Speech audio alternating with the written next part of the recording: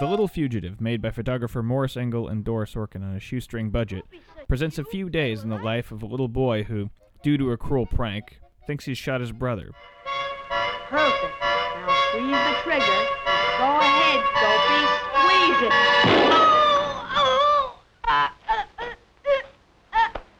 Lenny! Lenny! You shot him, Joey. You shot your brother. And runs away to his dreamland, Coney Island. What follows is a sort of narrative documentary as the boy figures out how to survive on his own, a stranger in a strange land, running from his past, getting by how he can. Hey, mister. His one joy riding the ponies, just like his cowboy heroes. The actions of the boy are semi-scripted, but the setting is real. Behold his mighty hand! Unburdened by movie stars and other overhead expenses. You're tearing me apart! Independent cinema can show us a glimpse at America hidden in plain sight, opening windows into the inner workings of a very specific time and place.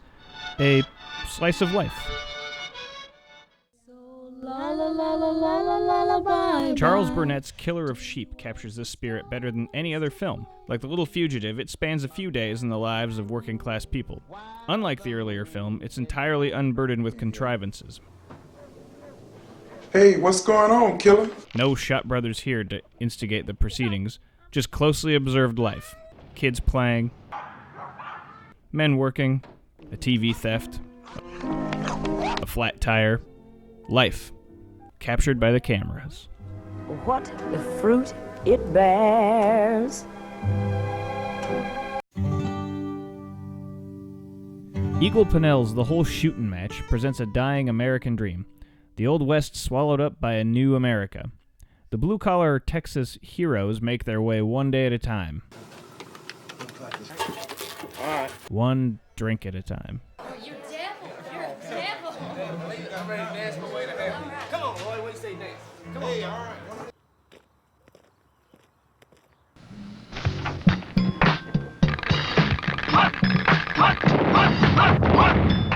At the same time, across the country, Charlie Ahern was busy capturing the raw, early foundations of hip-hop culture in Brooklyn.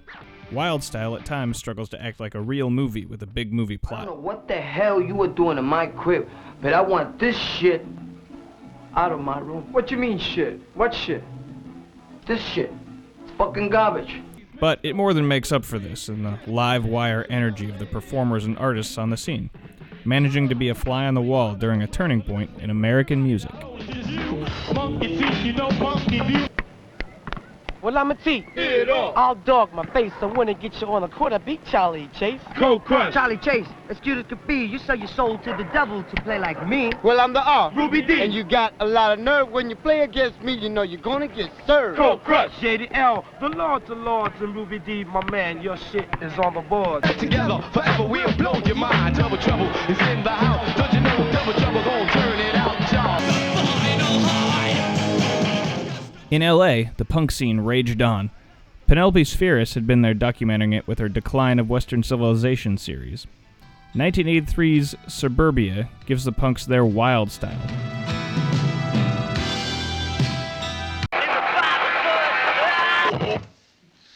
Yeah, I thought I told you to leave that alone. Oh, gee. What's going on? Moving out again, huh, Joe? Don't I even get a goodbye this time? Later days. Although practically a melodrama compared to the other films noted here. My dad used to beat me all the time. That's what I thought you were going to say. I think he was crazy. He would get this look in his eye. And I would know. Uh-oh, trouble. It still has an urgency and specificity about its time and place.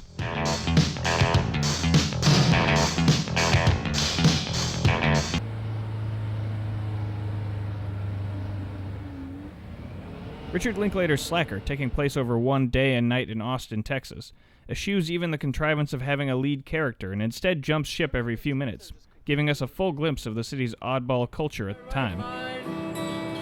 Would touch him with a 10-foot pole, with a 6-foot pole, with a 6-inch pole, well maybe a 6-inch. This is the 20th anniversary of the moonwalk, you know, and way back there when they given us that one giant step for mankind bit, oh, yeah. Another astronaut's in the background yelling his fool head off, saying, oh, my God, what's that over in the crater? What the hell is that? Well, NASA cuts him off just like that.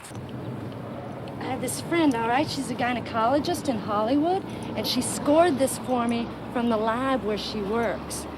It's a Madonna pap smear. Slacker is what Seinfeld joked about being.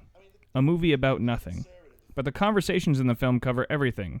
By not behaving like a movie in any way, Slacker taught us how to make movies a different way. He tried college for a while, but it consumed too much time, so now he's looking for a job that doesn't involve much work. He rents a room in a large house and rarely sees the people he lives with. One is called Frank something, and he thinks there are some more, but he can't be sure. I guess that means all of us. More recent slice-of-life films have gone even further than Slacker. Movies like David Gordon Green's George Washington and Harmony Korine's Gummo seem to take place in a wasteland of the American South. They don't feel as if they take place in a specific time, but contain realistic, nuanced characters, so we believe in the world. David Robert Mitchell's Myth of the American Sleepover feels like a groggy, nostalgic dream of adolescence. Dream is destiny. And Linklater's unofficial Slacker sequel, Waking Life, takes place entirely within dreams.